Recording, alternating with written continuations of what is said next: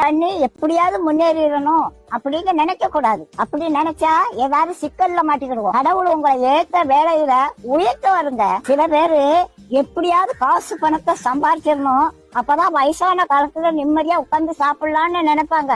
வயசான காலத்துல காசு பணம் எல்லாம் இருக்கும், ஆனா ஒன்னும் அனுபவிக்க முடியாது. பாட்டி வீட்டுல ஒரு எலி ரொம்ப நாளா தொண்டை பண்ணிக்கிட்டு இருந்தது. அதை எப்படியாவது பிடிச்சிடணும்னு கூண்டுக்குள்ள ஒரு தேங்காய் துண்டை குத்தி வச்சேன். ஒரு 9 மணிக்கு சத்தம் கட்டுச்சு, எலி மாட்டிக்கிட்டுச்சு. சரி இருக்கட்டும், காலையில எந்திரிச்சு காட்டு பக்கத்துல கொண்டு திறந்து விடுவோம் அப்படின்னு நினைச்சு தூங்கிட்டேன். காலையில பார்த்தா எலி உள்ளதான் இருந்துச்சு.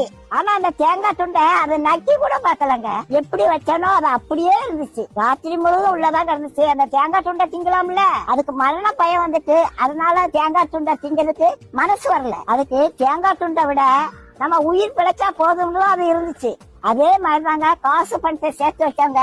கடைசி காலத்துல ஒன்னையும் அனுபவிக்க மாட்டாங்க. லட்டை பார்த்த உடனே வாயில எச்சி வரும், ஆனா டாக்டர் சொன்னது ஞாபகத்துக்கு வரும், லட்டை தின்றாத சுகர் ஏறி போயிரும் அப்படின்னு சொல்லியிருக்காங்க. ஆசைப்பட்ட ஒரு லட்டை திங்க முடியல, காசு பணம் இருந்து என்ன செய்ய? கடவுளோட ஆசீர்வாதம் இருந்துச்சுன்னா கடைசி வரைக்கும் நல்லா சாப்பிடலாங்க.